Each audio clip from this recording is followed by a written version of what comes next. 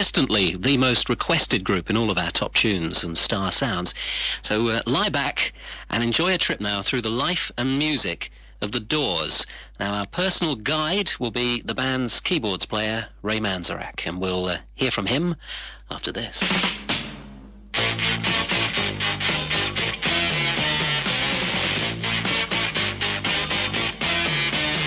Hello, I love you, won't you tell me your name? Hello, I love you, let me jump in your game. Hello, I love you, won't you tell me your name? Hello, I love you, let me jump in your game. She's walking down the street, blind to every eye. Should you think you'll be the guy to make the queen of the angels sigh? Hello, I love you, won't you tell me your name? Hello, I love you, let me jump in your game.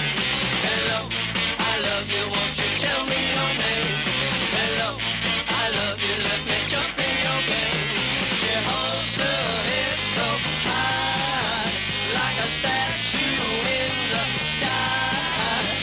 Her arms are wicked and her legs are long. When she moves, my brain screams out this song. Sidewalk crouches at her feet, like a dog that begs for something sweet. Do you hope to make her see you, fool?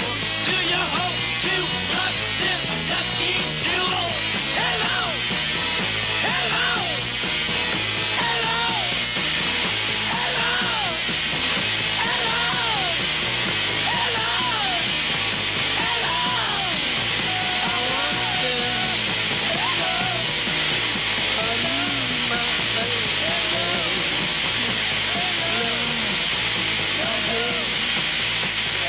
Okay, Ray Manzarek talking here. I was going to the film school at UCLA, and one of my friends in the school was Jim Morrison. And at the time, as we were both students, I was in a rock and roll band with my brothers called Rick and the Ravens. And then those halcyon days of studentdom ended. We graduated in June of 65, I think it was. And I saw Jim at just around graduation time and said, well, what are you going to do, man? He said, well, I'm going to New York City. I said, oh, God, too bad. Okay, well, I'm going to stay out here. But if I ever see you in New York, let's get together and have some fun. So about 2 months later, I was down on the beach in Venice, a beautiful California summer day, middle of July sometime, July or August. And who should come walking down the beach but Jim Morrison? And I said, hey, man, I thought you were going to New York. And he said, well, I was, but I decided to stay here. And I said, well, what have you been doing? He said, well, I've been staying at a friend's house up on his rooftop, writing songs. And I said, aha. Well, why don't you, sing one or something, or do whatever you can, show me the lyrics or something. So what he did is he sang Moonlight Drive, and he went, let's swim to the moon, let's climb through the tide, penetrate the evening that the city sleeps to hide. And I heard those first 4 lines, and I said, wow, that's it, man. Those are the best lyrics I've ever heard for a rock and roll song. As he was singing, I could just hear the chord changes and the beat going on. My fingers immediately started moving, going, chunka, chunka, chunka, chunka, chunka. I said, wow, great song. Let's swim to the moon. Let's climb through the tide. Penetrate the evening that the city sleeps too high. Let's swim out tonight's love. It's our time to try. Heart beside the ocean on our moonlight drive. Let's swim to the moon. Let's climb to the tide. Surrender to the waiting world that laugh against our side. Nothing left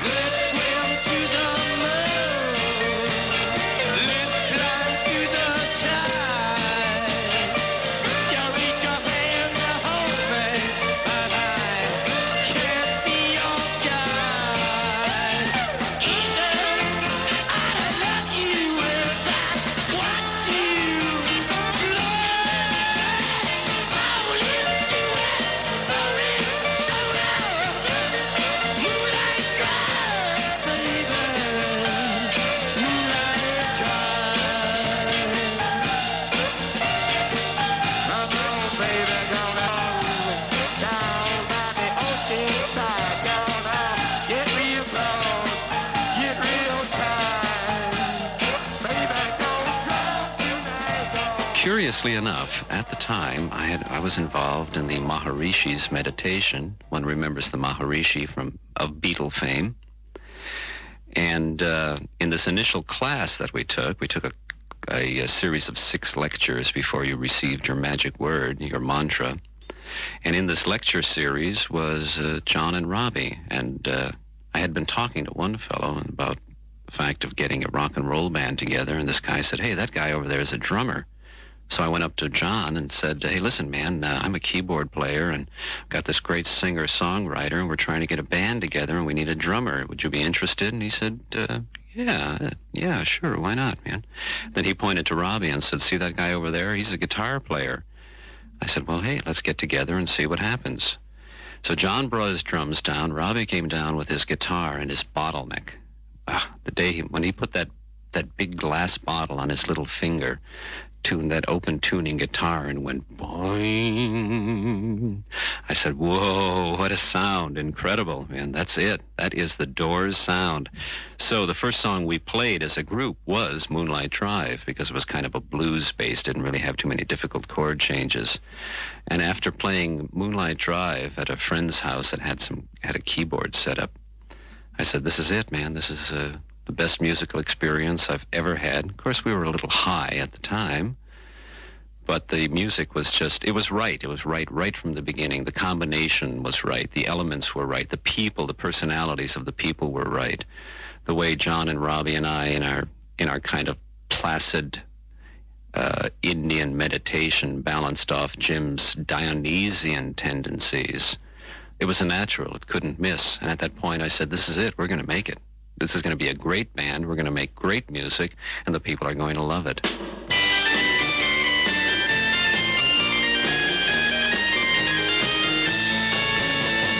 You know that it would be untrue.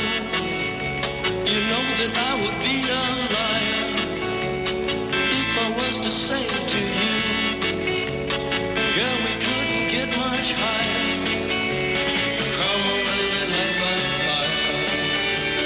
Come on, baby, light my fire. Try to set the night on fire. The time to hesitate is through. No time to wallow in the mire. Try now, we can only lose, and our love become a funeral pyre. Come on, baby, light my fire. Come on, baby, light my fire. Try to set the night on fire.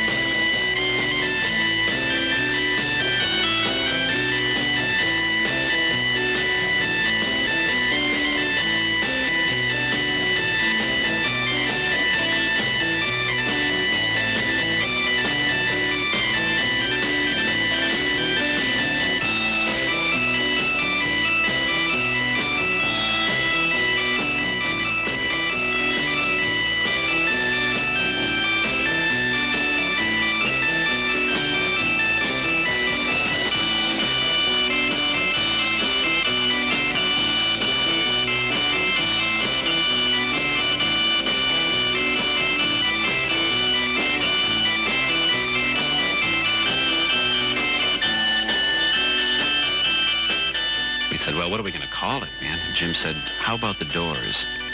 And I went, "What? Wait a minute, that's the most ridiculous... No, wait a minute, that's the name I've ever heard for a rock and roll band, the Doors. Like the Doors of Perception." He said, "Yeah, that's it, the Doors of Perception."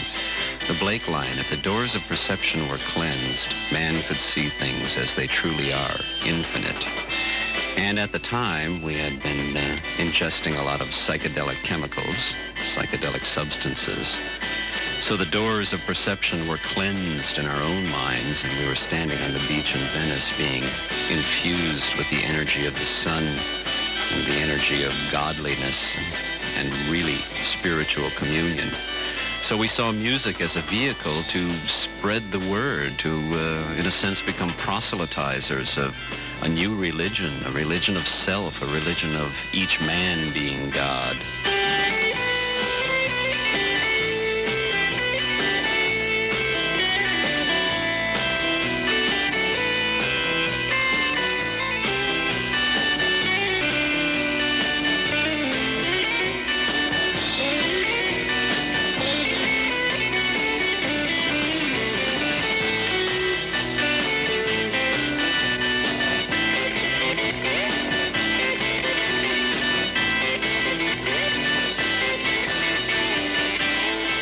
We auditioned a few bass players. They were not right personality-wise. Their chops weren't up to snuff. They just didn't have the musical expertise that was necessary to play with the Doors.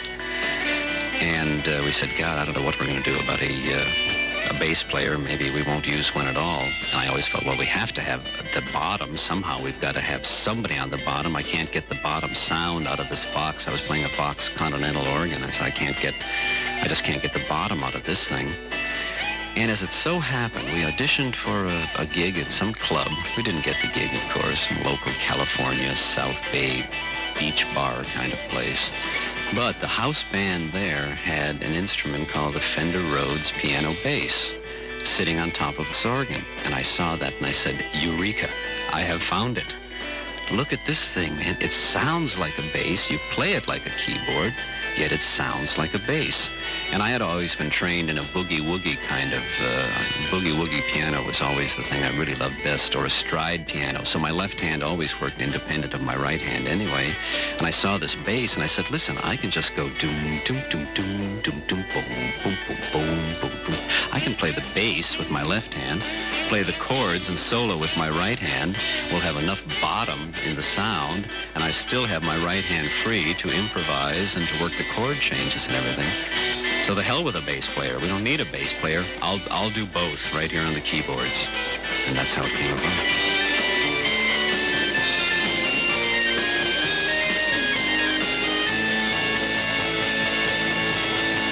The time to hesitate is through. No time to wallow in the mire. Try now, we can only lose. And our love become a funeral pyre. Come on, baby, light my fire. Come on, baby, light my fire. Shiny, set the night on fire. You know that it will be untrue. You know that I would be a liar if I was to say to you, girl, we couldn't get much higher.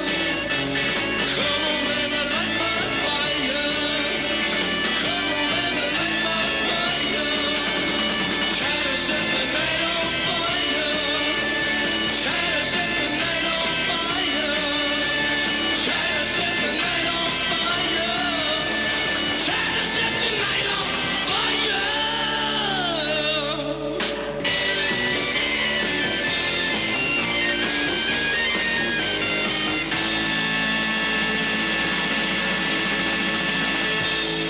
The Doors were not Jim Morrison and the band. The Doors were four guys and shipped together. It was Jim, Ray, John, and Robbie. We worked together. We evolved together. And whatever avenue we felt like taking at that particular time, we would take. We would explore. And there was never an idea as to what the Doors should be, except the Doors should be excellent. The Doors should be poetry and music. Our themes should be universal. Our themes should be primordial. Our themes would have to do with life, death, rebirth, love, hope. As long as they dealt with those themes, that's where the Doors belonged. The Doors were never a contemporary group. We were a universal group.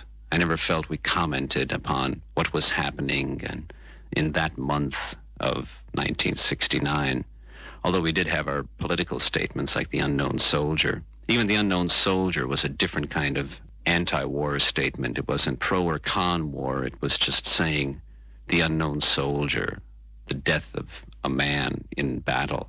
and we don't know who he is. We don't know his number. We don't know anything about him. Here is a man who died in war, and he's an unknown soldier who was slaughtered for the cause of war. And that's the song we chose to write about the Vietnam War. Wait until the war is over and we're both a little older. The unknown soldier. Breakfast where the news is read, television, children fed, unborn living dead. Bullet strikes the helmet's head, and it's all over for the unknown soldier. It's all over for the unknown soldier.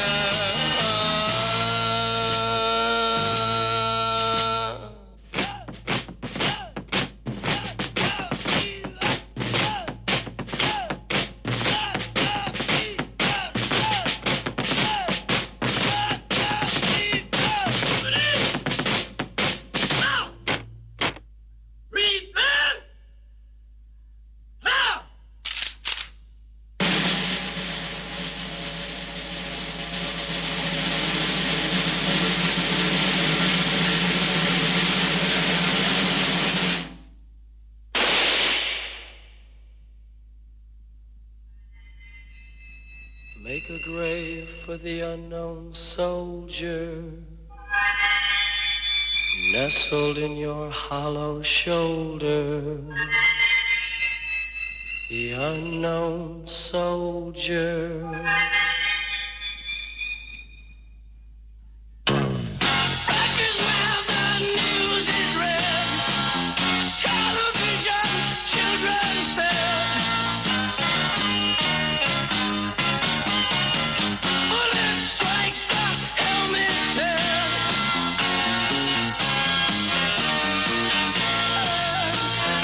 It's all over. The war is over. It's all over. War is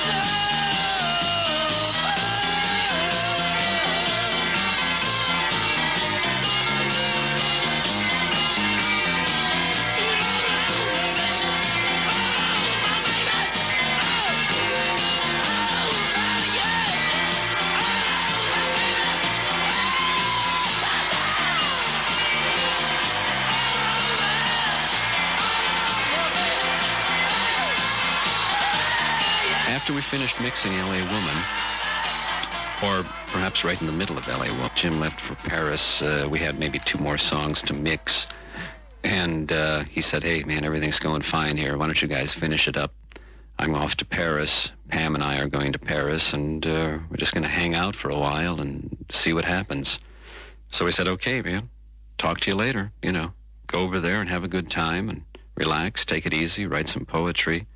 What Jim wanted to do in leaving for Paris was to immerse himself in an artistic environment, to get away from Los Angeles, to get away from rock and roll, to get away from all the sensational press that he had.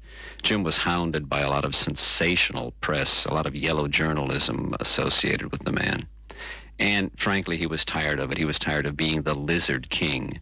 Jim Morrison was a poet. He was an artist. He didn't want to be the king of orgasmic rock, the king of acid rock, the Lizard King. He felt all those titles that people had put on him, the press had put on him, were demeaning to what the Doors were trying to do. To escape that and to recharge his artistic, he went to Paris, the city of art. And while John and Robbie and I finished the mix, there was really no reason that Jim had to be there for the mix, because we'd take good care of his voice and make sure that he would be heard. He said, you guys finish it up. I'm going to Paris. We said, okay, man, see you later. And I haven't heard from him since.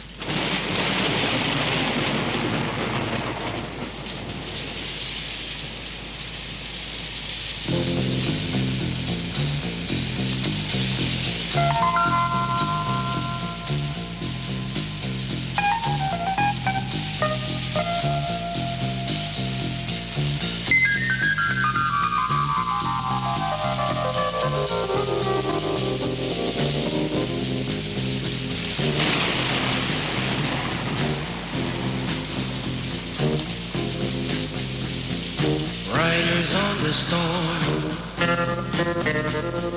Riders on the storm. Into this house we're born. Into this world we're thrown. Like a dog without a bone, an actor out alone. Riders on the storm. There's a killer on the road. His brain is squirming like a toad. Take a long holiday. Let your children play. If you give this man a ride, sweet family will die. Killer on the road. Yeah.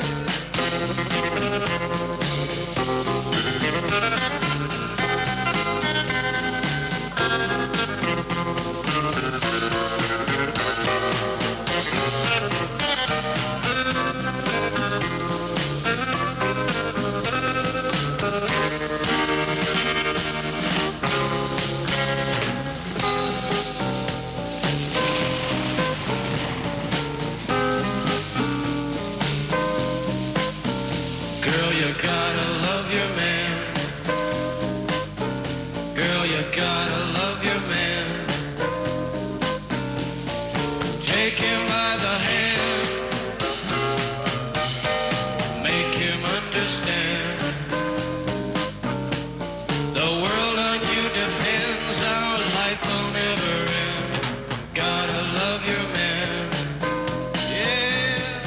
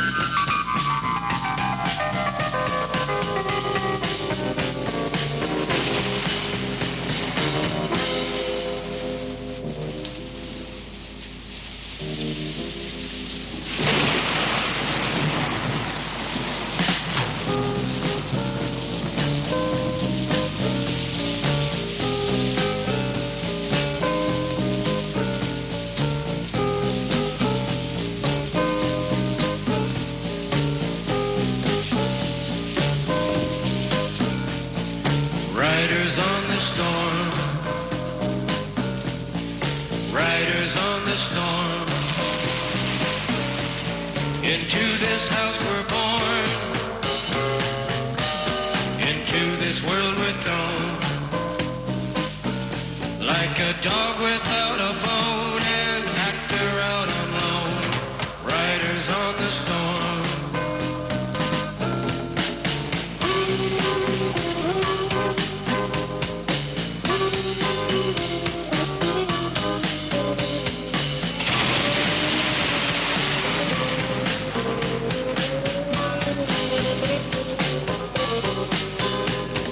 Riders on the storm.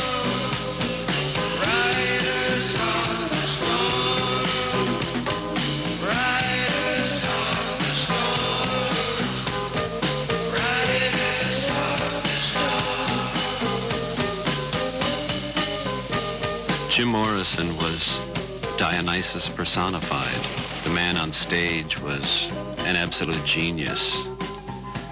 The man on stage was a human theatricon. From one performance to the next, you never knew what Jim Morrison was going to be. Sometimes he could be a devil, sometimes he could be a saint, sometimes he could be an angel, sometimes he could be a demon from hell, the banshee himself. And I've never seen a performer like Jim, here who was doing it for real, who was doing it as if it was his last chance, his last. Jim always said, we may never do this again. Let's do it for real, right here and right now on this stage, because if we don't do it now, we may never have the opportunity to do it again. Come on, baby, take a chance with us.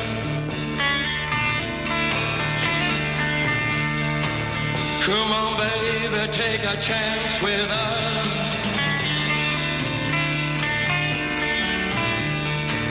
Come on, baby, take a chance with us and meet me at the back of the blue bus. Do not blue rock on that blue bus. Do not do that. Come on, yeah.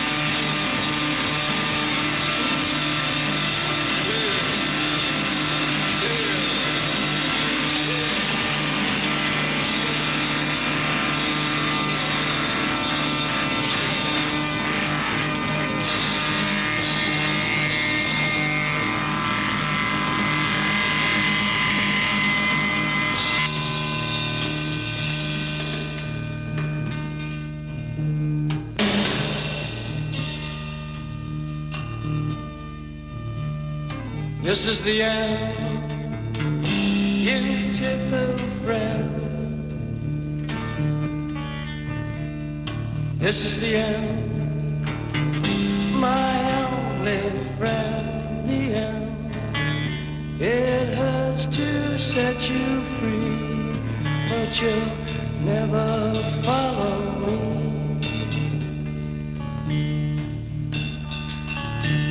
The end of laughter and soft light. The end of nights we try to die.